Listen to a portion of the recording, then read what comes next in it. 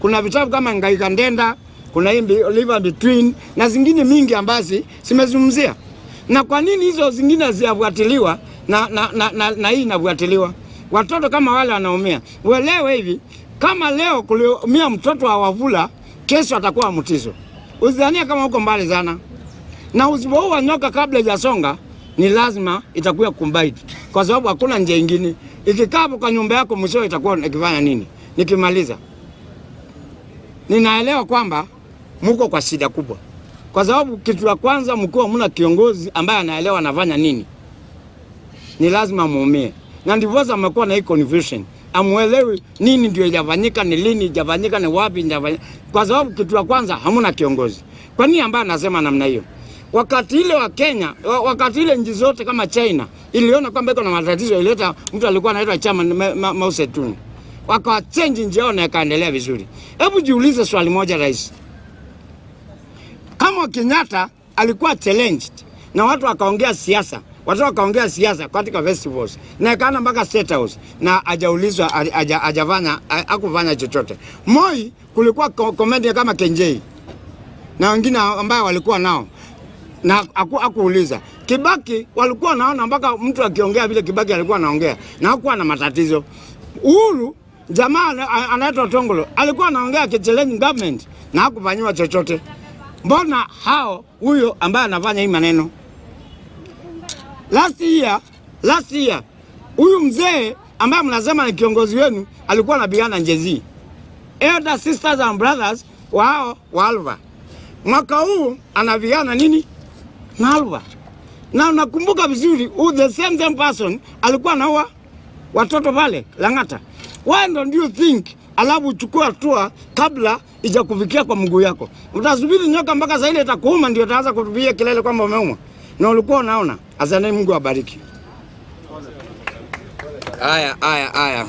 Thank you Mzeganga for that wisdom that you have shared with us. Today, Bunge members, I think it is very much okay for me to introduce myself.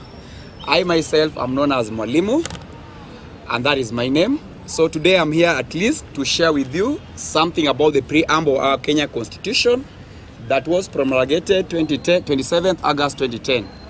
Now, this Constitution, ideally this is a very right time for us to understand what is a Constitution and perhaps the preamble part of the Constitution and perhaps the chapters of the Constitution, and as we go down to the chapters, clauses, and how they have been fully implemented since its promulgation. Ideally, my brothers and sisters, we have to talk about this Constitution. This Constitution, I myself, I never supported it. I never took time to support it, even if I was in the party which was supporting this Constitution, simply because the cost implication was very high, and that's what is now draining us by. As for last year financial year, we collected something like 3.3 trillion. And just imagine, 3/4 of that one was going for the recurrent expenditure, leaving us with some little amount for development. The cost of implementing this constitution is too high. That's why it is now high time that we look the 20% that was not good. It was just borrowed, but even if it was borrowed, it is not working because we have a lot of unnecessary commissions who are doing nothing and consuming public resources. At the end of the day, there's nothing they are doing. With that, I therefore categorically call all of us, we people here in Bunge, we represent those who are not able to air their views. So we are here to read on their behalf, understand, and try to translate to them. So this constitution is very bulky. That's why we call Mr. President. It is high time now we review it so that we have what we can finance. Let me talk about the 290 constituencies. The quotas that was used to come up with 290 constituencies, some of them were rigged. For instance, I want to talk about the issue of Mandera. The 2019 population census, they gave us wrong data. And that's why you always tell the government, before you take people or you hire people who are collecting data, This is the data that now the government is going to rely on. What if the data were wrong? For instance, the Mandera, Garissa, and Wajir datas. You find that now my constituency, Siaya County, had more than 1 million people. At the same time, Mandera itself had just a bare 250,000 people, and now they are saying it was 1 million. They're getting a location there. Most of the money went there to support the Al-Shabaabs. And then Al-Shabaab come and tell us here. That's why we have to review the boundaries so that we reduce them to at least 90. America in itself has 50 states, having more than 350 million people, just represented by 50, only 50. Just 50 senators. Kenya, a country that has a bare 60 million people, represented by 47 senators, 47 women, who do nothing. Who do nothing. Mr. President, we support you. I remember I was with you, and remember I was with you when you were refusing about this constitution.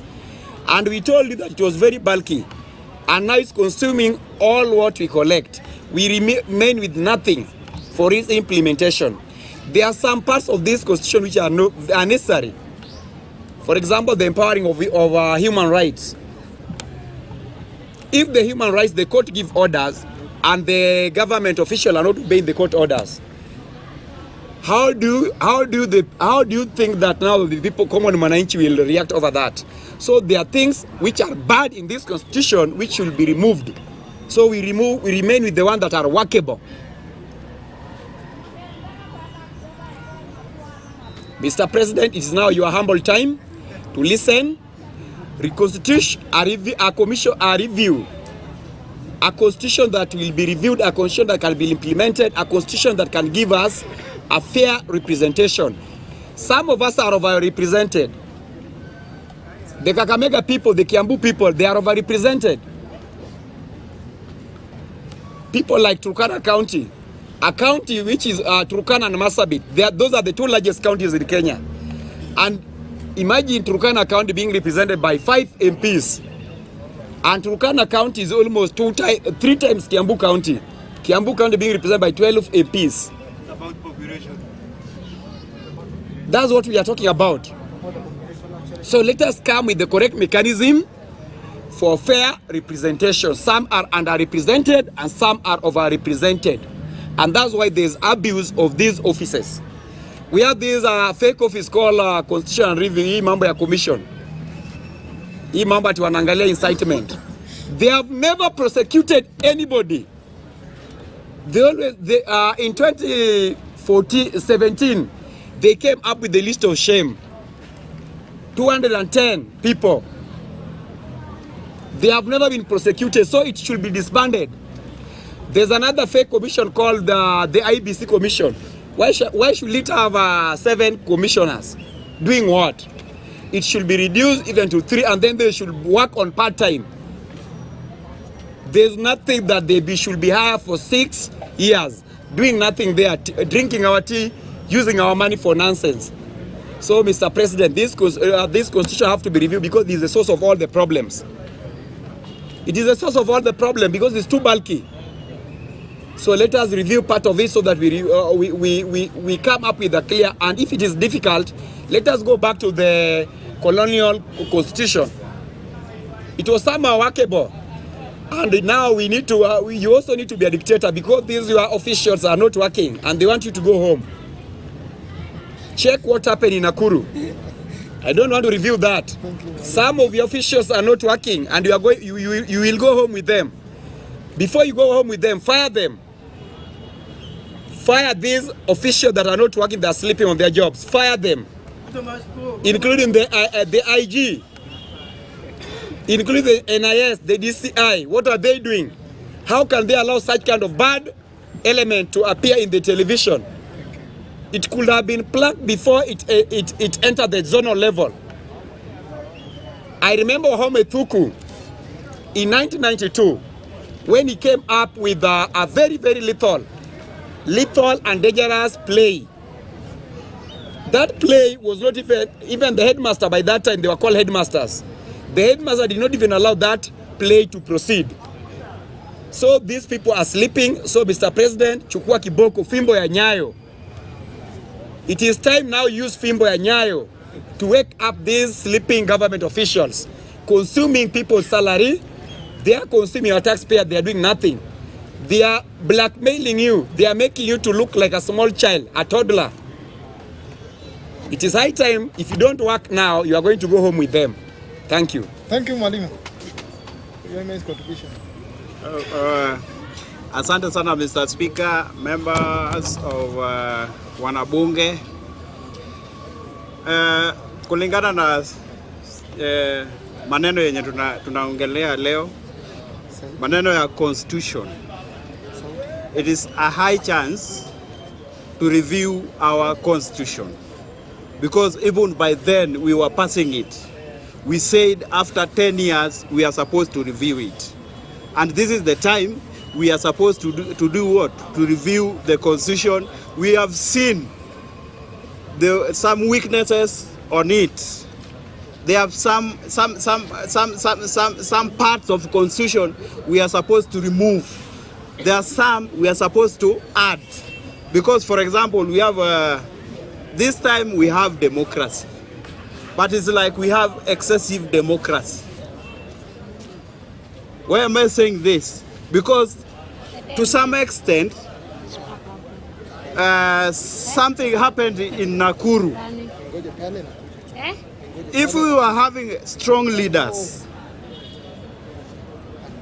that thing was not supposed to happen, because hii maneno ya watoto, kitu yenye nashangaa saa hii ni politics imetoka kwa kanisa imerudi kwa shuleni. We cannot allow that. Kama Ole Sapit ndiye alitoa politics kwa kanisa, kwa kanisa, sasa kwa nini wanarudisha politics kwa wale wenye hawana hata ID? Ati unachukua advantage, ati that was a story. Ati wanafunzi wanaenda kupresent. How? We cannot allow such things. In fact, this thing from the level O back to where it is, Nakuru, it should be taken action to those people who allowed such kind of things are there. The police was now preventing, because if this thing was pure, why was Malala going there? He was a politician. Malala is a politician. Why was he going there at night? Kidogo kidogo unaona Eugene Wamalwa anakuja. This was a pure politics. We cannot allow this. Unaleta mchezo shule kwa mashule. We cannot allow this, Mr. Speaker. Kwa hivyo, we have this generation wenye bado wako shuleni. We are supposed to control them. We are supposed to show them the good ways. We are not supposed to show them the bad attitudes. Because if we show them bad attitudes as for now, in future we will not control them. Muliona kiboko zilitolewa shuleni. Sai au majenzi yenye wanajiita majenzi, sai munaona shida ya kutoa kiboko shuleni. Hawasikii maneno, hata wewe ni baba yake, tusidanganyane hapa. Kuna watoto hata nyumbani, wewe ni baba yake na uwezi mfundisha. Kwa nini? Serikali alitoa viboko, hatuwezi chapa mtoto yako. It is up to you. If you are not caning your child, it is up to you. Unajua kama umekosa kuchapa mtoto yako, it is the government who will cane it for you. The government sooner will cane that kid for you. Now caning that kid is to punish him, and we will start crying as a parent. So whatever we saw in Nakuru, we as parents, and when tunataka hii nchi iende vizuri, we should not allow that. We should condemn that. So Mr. Speaker, such kind of issues ilifaa iishe huko chini. Sasa kuna wenye bado wanalala kwa kazi. Sasa wenye wanalala kazini, Mr. President, I hope you have that order. You should tell them to go and rest, and kuna watu wengi wanataka kazi. And they should follow orders. Si ati mtu ako na demokrasia ya kufanya kazi, unafanya kazi ya kulingana na vile unafaa ufanye hiyo kazi.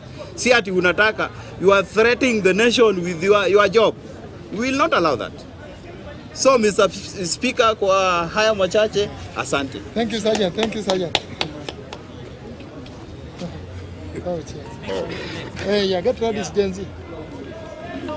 Comrades power. Power. Comrades power. Power. Bunge la wananchi. Nguvu mashinani. Kwa majina, just formal introduction, mimi naitwa Ken Ochieng. Hii mambo ya constitution na overrepresentation in the constitution sio mambo ilianza sahi. Hii katiba ikiandikwa before 2010 kulikuwa na committee of experts wenye walikuwa naendesha hiyo the process ya constitutional review. Na hii maswali leo speaker ameleta iliulizwa saa hiyo. Wakasema hii maofisi mingi tuna create, si tutashindwa kulipa.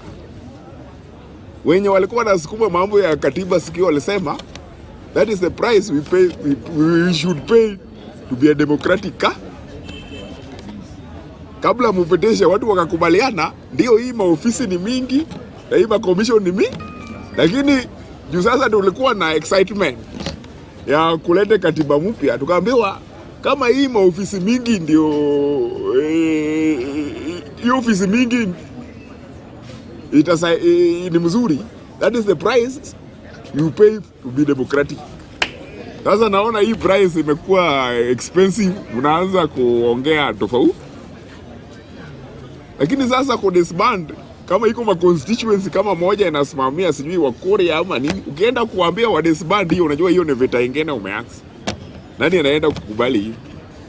Ukisema tuunganishe constituencies zingine, ile pesa inaenda kwa hiyo constituency ile tuligawa mara 4. Kama hii Kasarani tumeivunja mara 4 na bado nani anaenda kukubali turudishe Kasarani yote ikuwe constituency moja? Sasa vile mlisema ni price we have to pay, let us just pay the price. Sasa usiimbe tena Ruto ndiye amelete LGB kubwa. Hii ilipitishwa 2010 kama Ruto bado 2010 Ruto alikuwa MP wa huko Eldoret North ama alikuwa so it's good yani hiyo info. Kwanza hata alikuwa anapinga hii katiba amremind. Sasa hapo sasa usilaumu William Ruto. Kwa hii mambo ya jana hii related to drama festival. I want to make something clear. The speakers before me wanna gloss over something.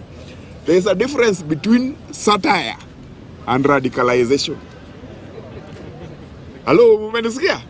Iko tofauti ya satire ile ya kina ridiculous. Ile ilikuwa kufurahisha na radicalization. What is radicalization? Radicalization ni kama hii ya Mackenzie. Mackenzie alikuwa anafungua Biblia hivi, lakini yako na karatasi tofauti na Biblia. Anaweka nayo uchafu, sumu kwa kichwa wa watu, mpaka hata mtu anawacha kazi Dubai. Anawacha kazi mzuri Dubai, anarudi anamletea msara yake yote, alafu anakufa huko, anamwambia wewe sasa hata maji usikunywe. Sasa hiyo ni satire. Sasa mtoto yako kwa hii radicalization, ukisikia mtoto na bibi leo amekuacha kwa nyumba umeenda Kilifi, utasema hiyo ni satire ama ni freedom of expression? Do we have to wait for that long ndio mjue the dangers of radicalization? Radicalization ina target age group 14 to 18. Au bado capacity yao ya akili haiwezi sieve, haiwezi chunga information ile unampatia. Radicalization ile Mackenzie anafanya na ile Malala anafanya hakuna tofauti. We must make it clear. Ile Malala anafanya na ile Mackenzie anafanya, there's nothing wrong. There's no difference. Ana radicalize watoto. It's not those are seditious pamphlets. Very insightful. Sikiza, hii vitu ilichujwa, hiyo script ilichujwa. Tukaambiwa tutoe hii kwa ile level ya chini.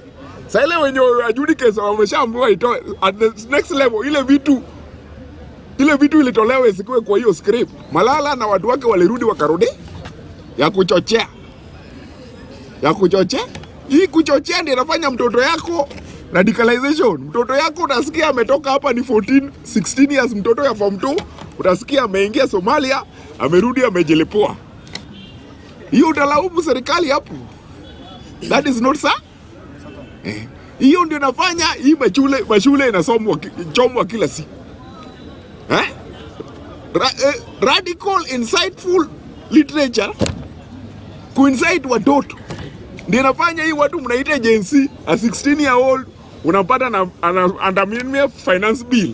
Hata jui finance bill inamaanisha nini? Anapigwa risasi. Alafu unalaumu serikali. Sasa hiyo a 16-year-old cannot even define what finance is. Wacha bill. Tie pia anaandamana, ameshachochewa na ambiwa waenda ingia parliament. Risasi ikiingia kwa kifua yake, utalia mtoto yako.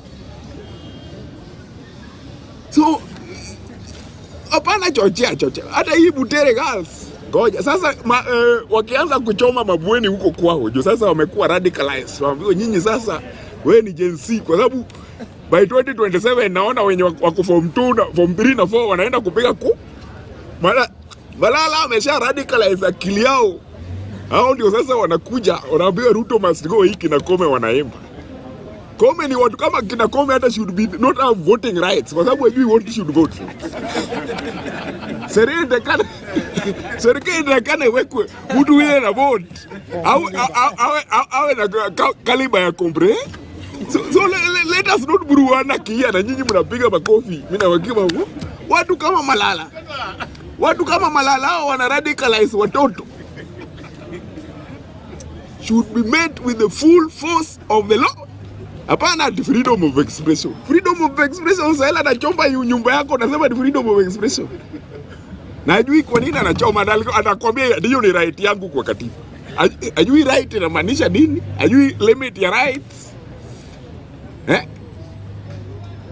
Don't allow seditious pamphlets. Sasa hii ni vile tu wazazi hawana nafasi. Ndekana ndio unaingia nyumbani saa 4 saa 5. Ndekana uangalie hii watoto yako wanasoma nini.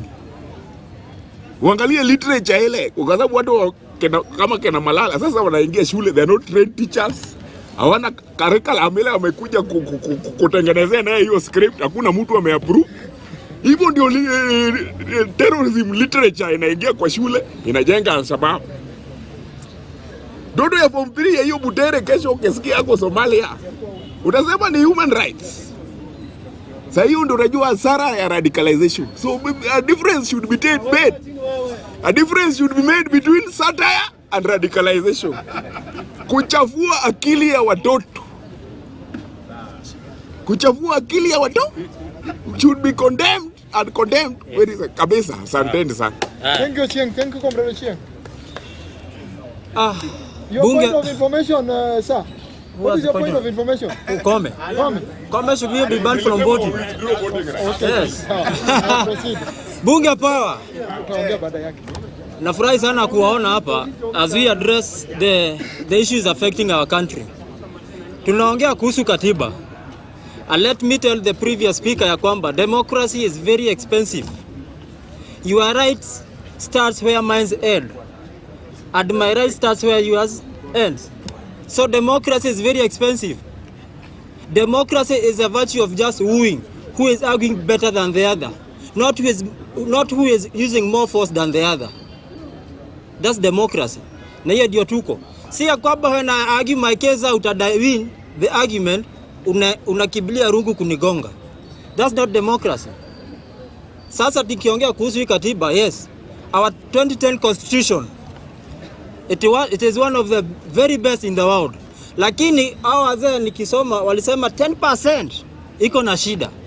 Na sisi kama Gen Z yenyewe tunaona kuna 10%. Kama hapa kwa presentation You present people. You don't represent trees. No, do you represent land mass? Kwa sema Turkana juni kubwa ikuwe na maembe 50. No, these are the people you represent. You don't represent land ama hizi stones. So kuna vitu mingi. Mi kama Gen Z kuna kitu niko na shida nao na hii katiba. Recognizing Nairobi County as a political county. Hiyo ndio tuko na shida. Na wakati kwa hiyo Mr. Speaker tukipeleka hizo maoni tutapeleka Nairobi County should not be a political county. Inafaa kuwa scrapped, irudi kwa maneno ya mayor. Sababu huyu university na city ya kwamba sasa iko in a political mood. Implementations of government policies, county policies ina depend na siasa of the day. Ya kwamba siwezi collect takataka hapa au alinitupia mawe. Siwezi washa light street lights kwa hii sababu kabila fulani ina hoka hapo. Hiyo ni mchezo. Let the Nairobi County irudi kwa the mayor system. Hata in the whole world, capital cities are not political. Imagine wewe ni investor na unakuja alafu unapita unaona lori za ODM, sijui za PNU, bana. These are city. Inastahili seriousness. So as a Gen Z tuko na issue hapo. Na nikirudi kwa hii maneno ya Butere girls.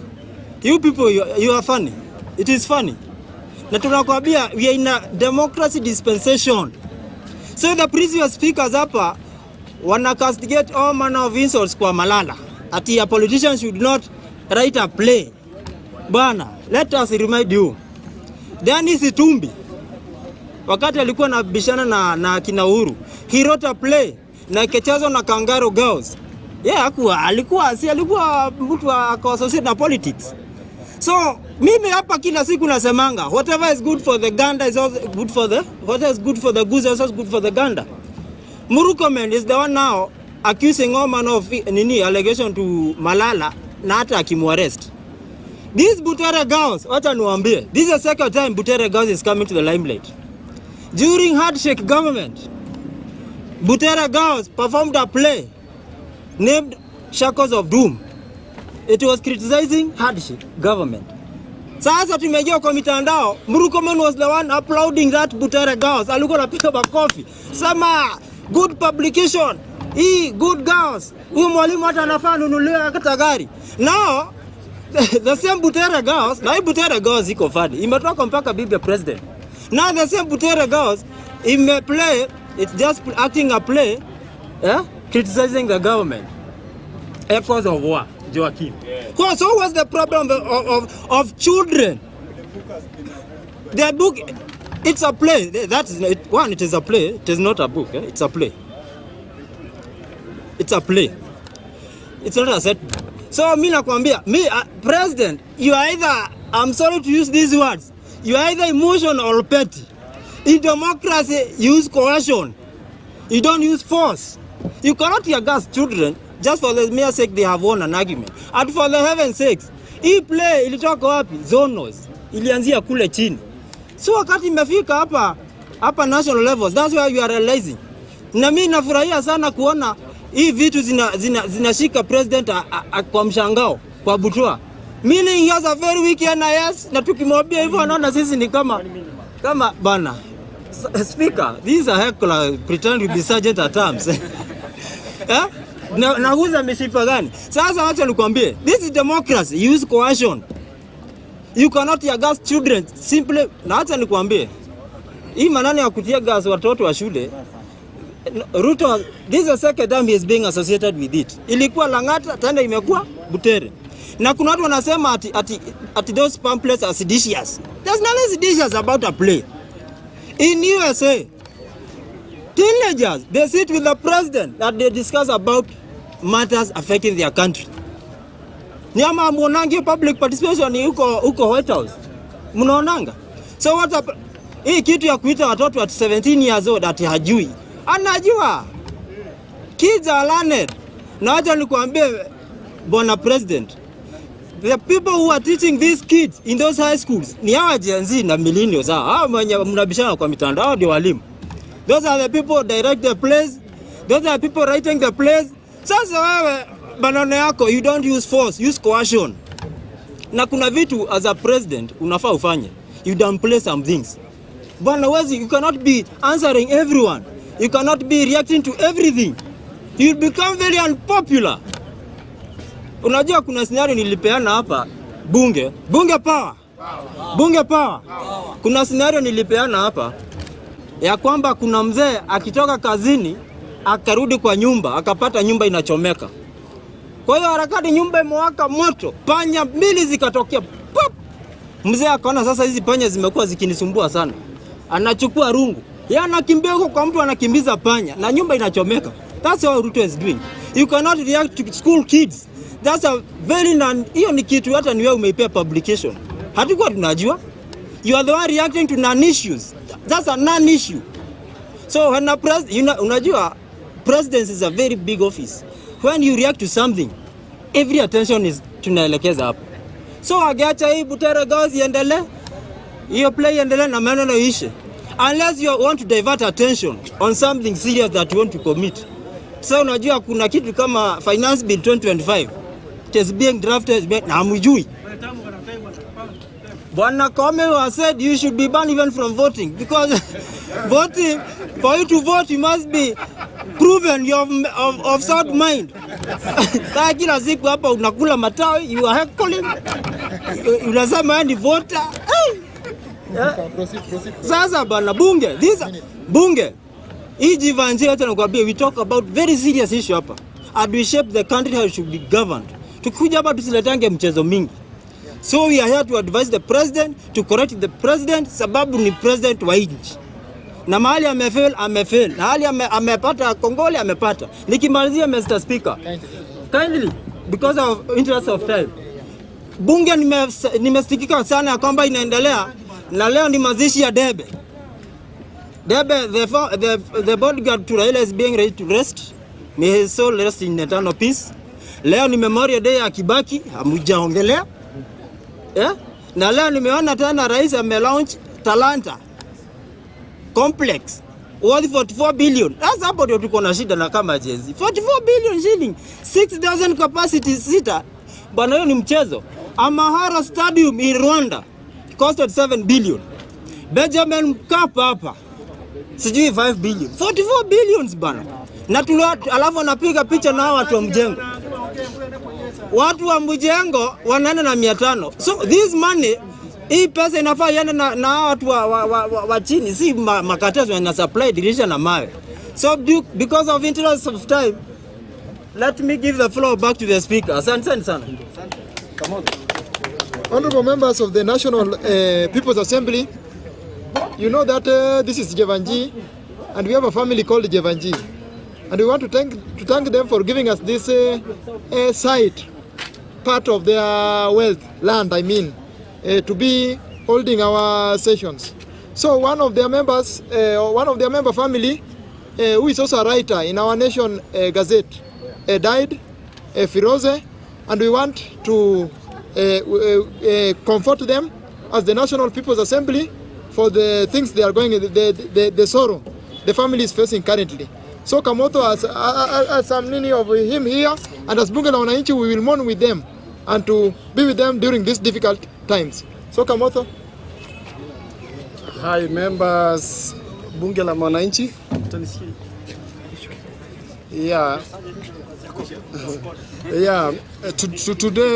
Today we mourn one of our own. Firoz Norji, most of you know him. He was the lead counsel during Maraga petition. Nakumbuka ile court petition ile ya repeat election ya Justice Maraga. Watu wanatambua Justice Maraga, lakini he was the lead counsel mwenye alifanya hiyo uchaguzi ikarudiwa. Vile kiongozi amesema is among the best writers. Amekuwa akiandika constitutionalism. 2005 wakati tulikuwa tunafanya referendum Kenya, alikuwa anakuja hapa Jivanji, tulikuwa tunapatana naye wakati mwingi. By then tulikuwa upande yule. Sasa alipumzika last week, anafanywa cremation kesho in US. Na tukasema as a Bunge la Mwananchi we have a role to recognize the good work he did. Not only that, unakuja kugundua Asian community wamefanya kazi kubwa sana hapa Kenya. Tukianza na 1900 wakati walitengeneza reli. Unakuja kugundua mtu kama huyu Alibai Mula Jivanji mwenye alipeana hii park. Hii ni 3.5 almost 4 acres. When you alipeana hii park kwa the citizens of Nairobi, aliona uzuri ya pewa wananchi wakaage hapa. Hii iwezi badilisha, iwezi commercialize, ni recreational facility ambayo alidonate kwa niaba ya wakaaji wa Nairobi. Sisi tuna recognize the Asian community kwa kazi nzuri kama hiyo. Usisahau pia wakati wa 1952 state of emergency, wakati litangazwa in Kenya. Ukiangalia vizuri utakuja kugundua Maumau walikaa kwa forest almost 7 years wakipigana na mzungu. Sustainability ya vita ndani ya forest ili entail vitu mingi sana, madawa, ku access international support. Juko unapigana tu na mzungu bila silaha. Asian community utakuja kugundua ambassador wa India by then alikuwa anaandikiwa na akina Dedan Kimathi, akina Mungi, walikuwa wanaandikaga barua na zinatokea kwa newspaper in US na in Britain, zile malalamishi Maumau wanasema.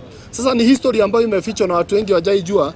Asian community played a great role ya kusaidiana na Maumau. 8 years kupata dawa ukiwa ndani ya forest, na ujue kulikuwa na mainforma, kuna watu wenye wakikuona wanakuripoti kwa system, watu walikuwa wanauawa wengi sana. Maumau wangeweza kurudi kwa familia zao, lakini kulikuwa na hiyo communication. Unakuja kugundua kuna a lot of letters akina Dedan Kimathi walikuwa wanaandika na zinatokea kwa media.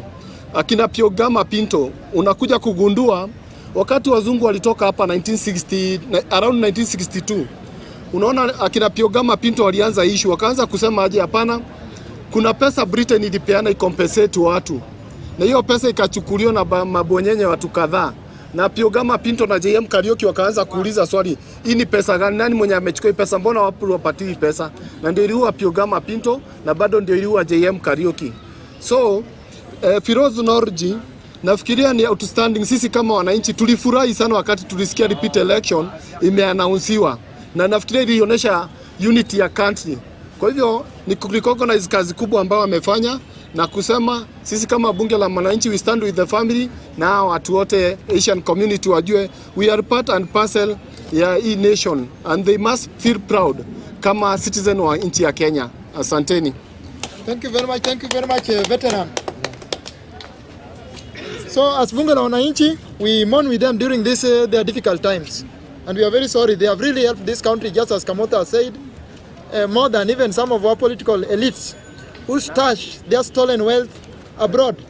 I was watching a certain documentary, and you find that some of our politicians here, political elites who govern this country, immediately after independence and towards the second decades, they have stashed more than $2 billion in America. Yet Kenyans are going through a lot. So our people are very selfish, and for that, as a social movement, we will be advocating for equitable share of national resources and also action to be taken against those who loot this country and leave this country very dry. Currently, there is a lot of expenses, and that is why we were on our topic of the constitution. A lot of expenses. You find that in government, the expenditure is very, very high, and that has to be looked into so that most of those resources can be utilized in development, so that youths can be incorporated in national building. Because if that is not done, then in future we will not have a very independent generation. We will have a generation which has nothing. Poverty level will go to exponential level, and our country will not achieve. Even Vision 2030 currently is not achievable if the expenditure which is going currently and the amount of money getting lost is proceeds as it is currently. So take over, sir. Joachim. Hey. Try to be. No, use that. Oh, hii ni yako. Hii ni yangu. Mambo ya ajabu. They're just the same. No. Bunge power. Oh. I had missed this stage for some few weeks. I've not been here. And Mr. Speaker, let me begin by taking this opportunity, although I could be late, to strongly condemn the overreaction of the government against Butere girls yesterday. It was, I think the government played into the hands of the script writer Cleophas Malala by taking over the play. You know, the play was written by Malala, staged by Butere girls, and acted by the police. The police came out and took over and showed every theme that had been outlined in the play. They exposed themselves. But why do you tear gas underage young girls? niliona Karen Nyamu akisema at the president has a solemn duty of protecting the children. And I wonder, how do you protect children by tear gassing them? By sending 100 uniformed anti-terror police. Terrorism unit unapelekea watoto. Rais wetu William Ruto jana alijipatia jina ingine. Tulikuwa tunafikiria hii jina ingine ya kumpea. Kutoka jana yeye ni Mtemi Bokono. Mtemi Bokono, kiongozi wa nchi tukufu ya Butangi, ambaye anaongoza kwa dhuluma, kwa imla, na sisi kama Wakenya hiyo hatutakubali. Mr. Speaker, there is a raging debate about our economic status in the country and how we are going to stay above the fray in these hard economic times. It has come to my attention. I got this information on my desk yesterday that the government has been begging their lenders to do what we call debt restructuring. Debt restructuring in layman's language, Mr. Speaker, ni kupewa muda zaidi ya kulipa. But the lenders are adamant and they are asking the government to default on the debt payment. And this will be the resultant effect if the government defaults on paying debt. We shall have inflation in our country of at least 30% from where we are, which means life will be highly expensive. Inflation, when it happens, businesses will collapse, there will be mass layoffs, and our Kenyan shilling will lose value. Tutakuwa kama Zimbabwe. Ukienda kununua mkate na pepa pesa na wheelbarrow. And the issue is debt, Mr. Speaker. The question we are asking as concerned citizens of this country is that how do we pay debt that has not benefited the sovereigns of the country? How do we pay debt that has not been used according to the law? We have borrowed money. We don't know how they were used. We don't know who took the money. But the Kenyan people are being given the burden of paying even without benefiting from the same. That's why we are asking the minister, the good minister of Treasury, together with the president, to lay bare the debt register and let us know how much did we borrow, when, who ate the money, which project, so that even if we pay, we know that what we are paying is actually what we consumed. Ama namna gani wangwana? Ama mnataka tulipe pesa ambayo mtu aliweka kwa gunia akapeleka kwake? We are not supposed to be given such burdens. Sisi na Mbadi wakati alikuwa anakuwa vetted, alisema one of his first duties in office is to make public the debt register. Up to today, it remains an unkept promise. Mr. Speaker, vilevile nikienda kumalizia, we have a government that is very good at diversionary tactics. I have reason to believe that yesterday's overreaction of government was a ploy to divert the attention of the people from the real crime. You know that there is an additional 6 extra names on the IEBC shortlisted people. And we are asking such questions. Where did we get these extra names that had not been vetted? Lakini kwa sababu wa Kenya na watu wa kusahau haraka haraka, serikali ikatupatupa tear gas pale Nakuru, and all the attention went there. We need to remain focused and ask the government that they should do everything according to the standard operating procedures laid out in our law. Mr. Speaker, ya mwisho kabisa, watu wanasema ati kama wewe sio mwalimu ufai kuandika play ama udirect wanafunzi wakati wana rehearse ama wana play. Nimeona Dennis Itumbi alikuwa na direct Kangaroo Girls wakiwa na chipukizi. Tumeangalia kwa list ya watu wako na TSC number, Dennis Itumbi hayuko. Tumeangalia kwa watu wenye wako na TSC number, chipukizi hayuko. When you come to the table of equity, you come with clean hands. Na kama ni lazima ukuwe mwalimu ndio ukuwe director wa play kwa shule, then watuambie Dennis Itumbi TSC number yake ni gani? Watuambie Aden Duale medical certificate yake ni gani? Watuambie Soipan 2 ya service number yake ya jeshi ni gani? Ndo tuelewe kwamba tuko serious na hii maneno wanatuambia. Hatuwezi kuwa tunyamaza hapa. Na hii debate kwamba tunyamaze tusiseme Ruto must go. Jana nilikuwa naona clip President Ruto akiongea kuhusu Kibaki. Akisema it will not be long before Kibaki goes. He actually said Kibaki must go. Why was it legal for Ruto to say Kibaki must go, but it is illegal for us to say Ruto must go? When President Ruto was leading a divisive narrative of hustler versus dynasty, nobody castigated him. He played a victim. But when we are leading a campaign to birth a new country of Ruto must go, all of a sudden some characters from I don't know where, they are telling us that we should act within the confines of the Constitution. Those who are telling us that we should act within the confines of the Constitution should act within the confines of military barracks. Sisi hatutaki mambo mingi. And the people who are very bitter with the Ruto must go are the ones who are benefiting from the incompetence in our government.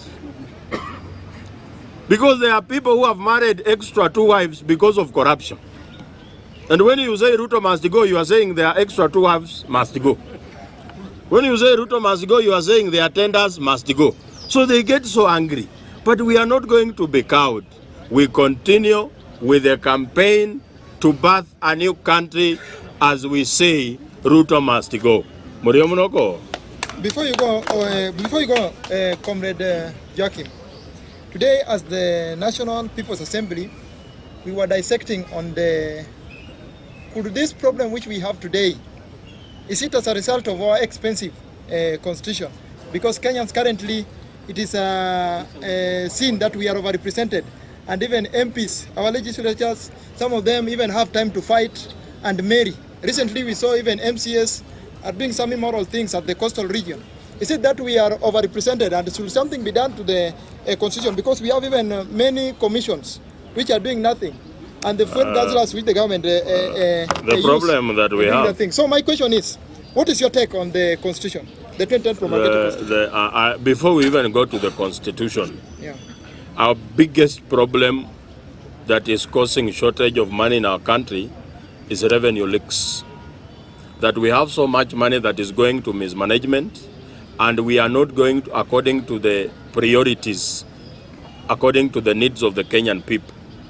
Before we get to the constitution and think of who is representing us, are we using what we have in a way that we are supposed to? We have a lot of holes in the government coffers, where when the government gets money before it's used on the intended project, some people have pocketed almost more than half.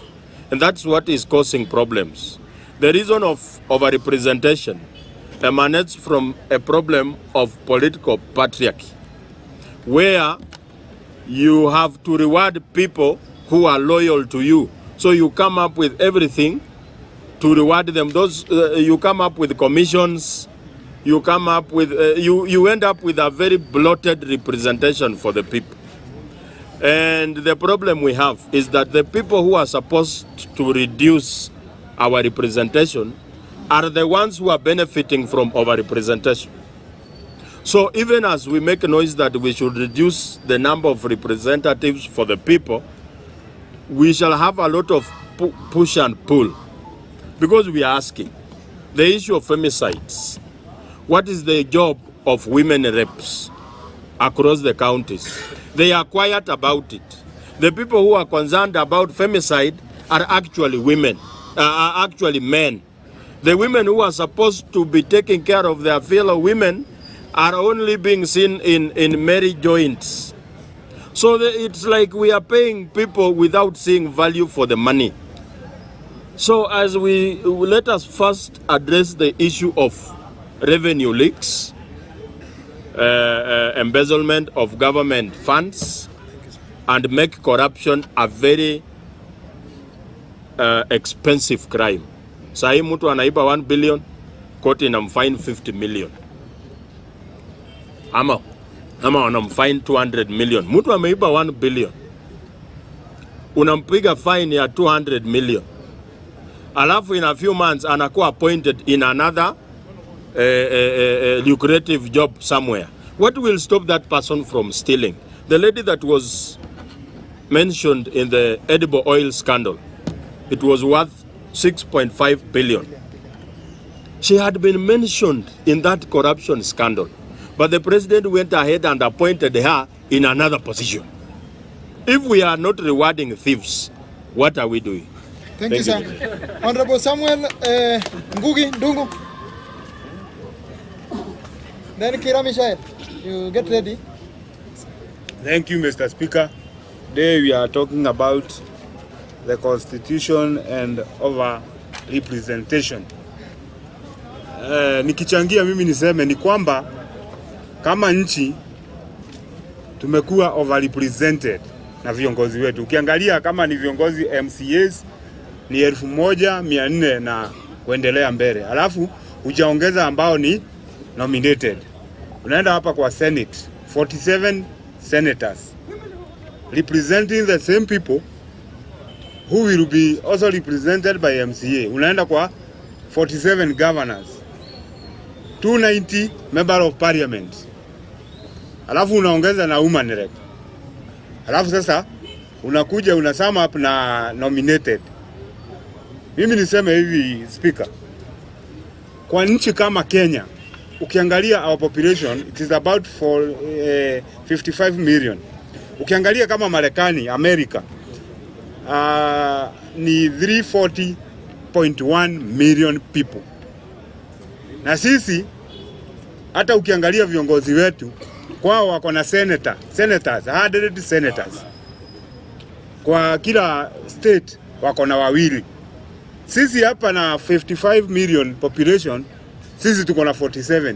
Alafu unaongeza nominated. Ukikuja House of Representatives wako na 435 kama sikosei. Sisi hapa wao ni 435. Sisi hapa kama Kenya na population yetu ya 55 million tuko na wabunge 290, uongeze na woman rep 47 na wale nominated. Nataka kusema hivi, Speaker, we need a people's driven referendum ambayo haitakuja kusema sijui hapa tunafaa kuongeza cheo, sijui hapa tunafaa kuongeza counties, sijui hapa tunafaa kuongeza nini. A people driven referendum, it will cater for common mwananchi, na hiyo isikuwe ni hawa conman, sababu ikiletwa na mwanasiasa atakuwa ameangalia maslahi yake. Na mambo ingine tunafaa kuangalia hizi policies mingi ambayo inalala huku kwa hizi maofisi ambayo haifanyi kazi, we scrap them. Si ya kwamba ati tuko na sheria na haifuatwi. Tutafute kitu ambayo tutakuwa tunafuata kama Wakenya ambayo itatusaidia. Na kwanza tuanze na kuondoa hawa viongozi wengi, sababu mimi sionangi haja kwa county tuko na minister CS for education kila county, the same learners, be it from primary school, secondary school or university. Pale national tuko na minister for education ana represent na sini hawa tu, sini kweli? Tuko na huyu. Unajua hii katiba ilikuja na gharama kubwa kwa mwananchi wa Kenya, ni vile hatu kujua na tulifurahia. Lakini ukiangalia pale zamani tulikuwa na minister moja, alikuwa ana cater for education the whole of Kenya. Now we have 47 plus 1, and that's where our money are being diverted to. ndio unapata wage bill imekuwa kubwa. Kama mwizi alikuwa mmoja, tumekuja tumeongeza wezi wengine 47.